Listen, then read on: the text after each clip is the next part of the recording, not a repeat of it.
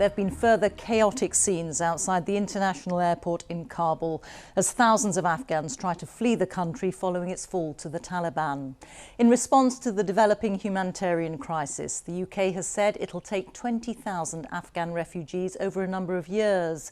But in Parliament, where MPs were recalled for an emergency debate, Labour attacked the figure as too small. And the government came in for scathing criticism from some Conservative backbenchers over the withdrawal of Western troops that led to the Taliban's return to power.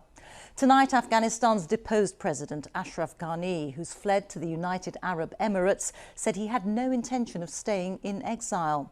For our first report on Afghanistan tonight, let's go live to Kabul and join our correspondent, Secunda Kamani. Secunda. Well, residents here are still grappling with what this Taliban takeover will mean for their lives.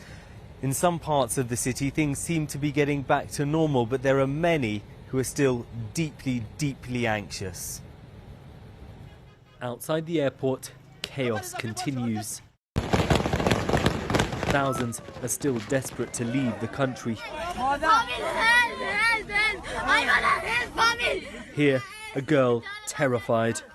The Taliban are coming for me, she cries. This family has been camped outside here for 5 days. The situation here is very bad, she says. No one wants to live here. Everyone wants to live in peace and to be able to study. We want to go anywhere that is safe. Despite assurances from the Taliban that anyone linked to the government will be given an amnesty, many here are deeply fearful for their future, and that's why we're still seeing these chaotic scenes at the airport. No one's clear yet what comes next, but political discussions have begun. This was the arrival of a deputy leader of the Taliban in Kandahar, their spiritual home. Whilst this is a member of the notorious Haqqani family, deeply entrenched in the Taliban's leadership, meeting with former President Hamid Karzai and other senior Afghan politicians. In a speech tonight from the Gulf, the former President Ashraf Ghani said he supported the efforts and hoped to return to the country. That seems unlikely. In the centre of Kabul, early signs everyday life is beginning to resume. Heavily armed Taliban patrols are all around. But shops and streets are busier than they've been since the takeover. It's not the same as before, says this man. People are scared, but it's better than the past few days at least. There are far fewer women out and about than before, and they're dressed more conservatively, though not in the all-encompassing burqa. Many major businesses have sent female employees home, unsure whether the Taliban will allow them to work. But there have been signs of defiance.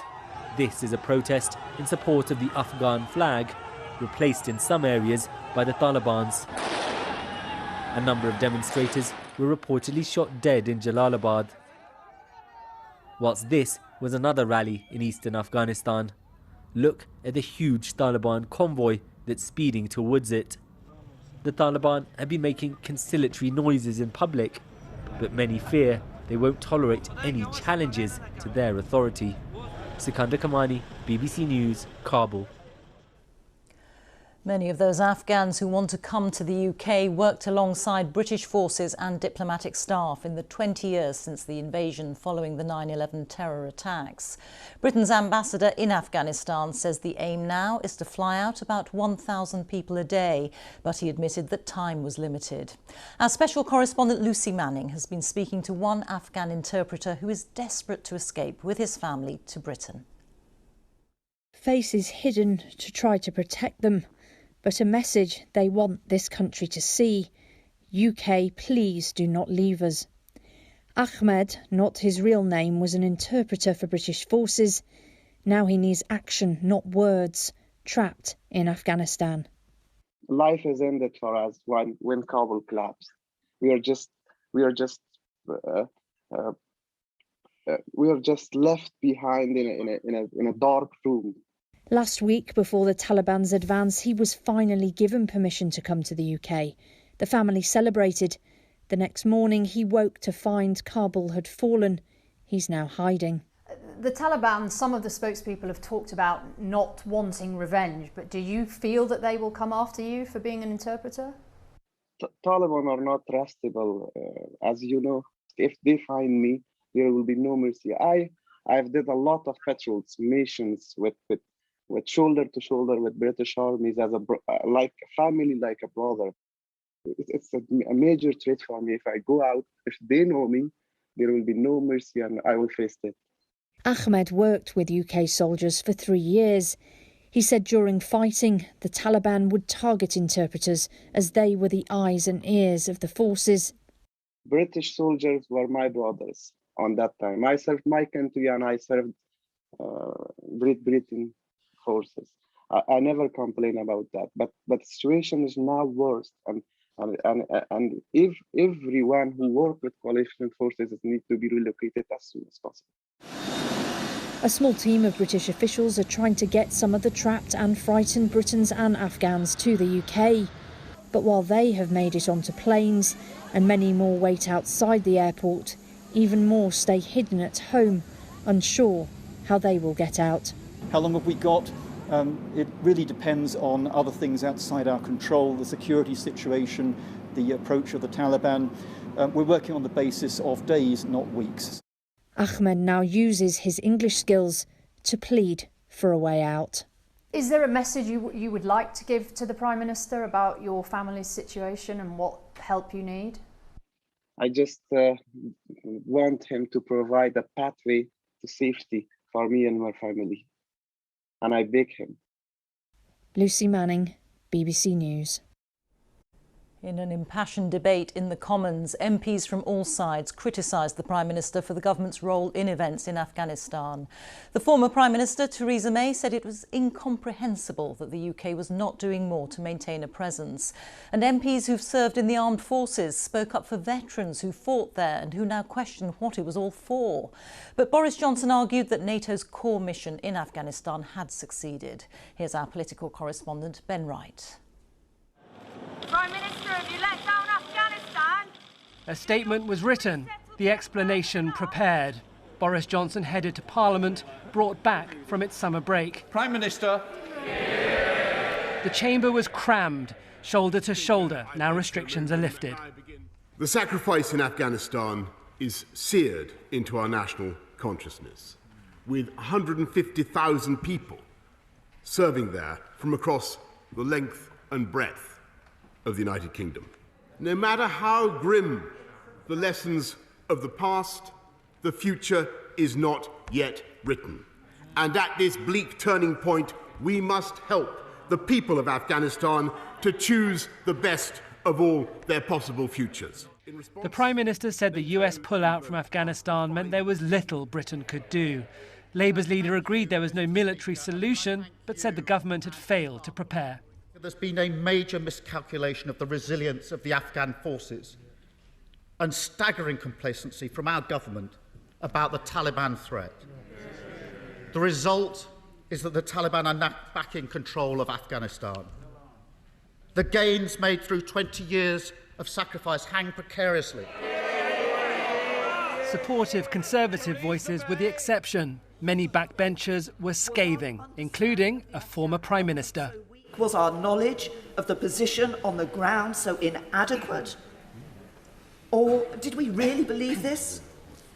Or did we just feel that we had to follow the United States and hope that on a wing and a prayer it would be all right on the night? Watching on, a demonstration demanding all Afghans who worked for the UK can move here, and there is already a scheme in place. Ministers have said the UK will also take in up to 20,000 refugees over the next few years. In the Commons, there were cross-party calls for more.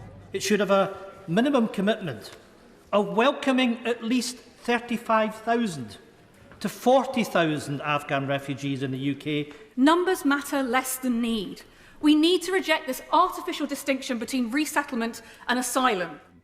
Today's debate revealed the depth of anger and anguish at what's happened. The words spoken here will make little difference to the immediate situation in Afghanistan, but Boris Johnson looked isolated as MPs queued up to ask how a 20-year commitment unravelled so fast.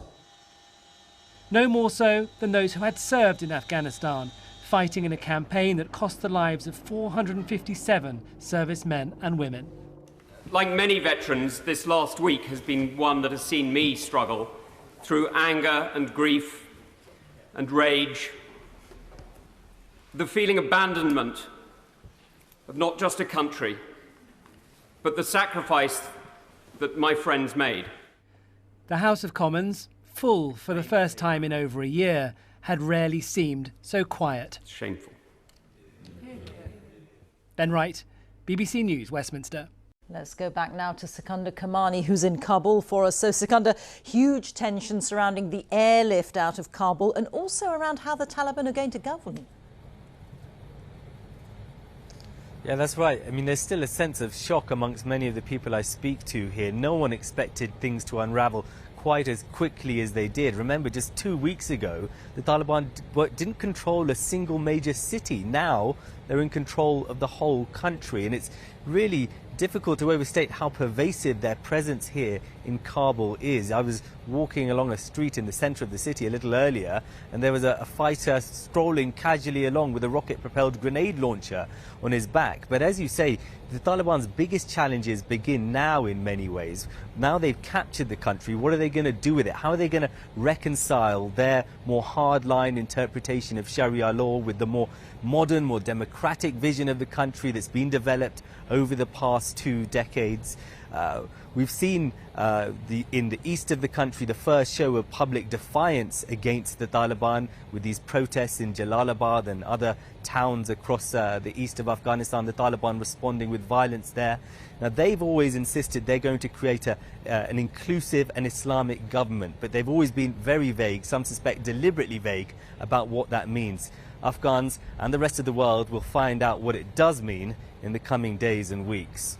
OK, Sikandar, thank you very much. Sikandar Kamani there in Kabul for us.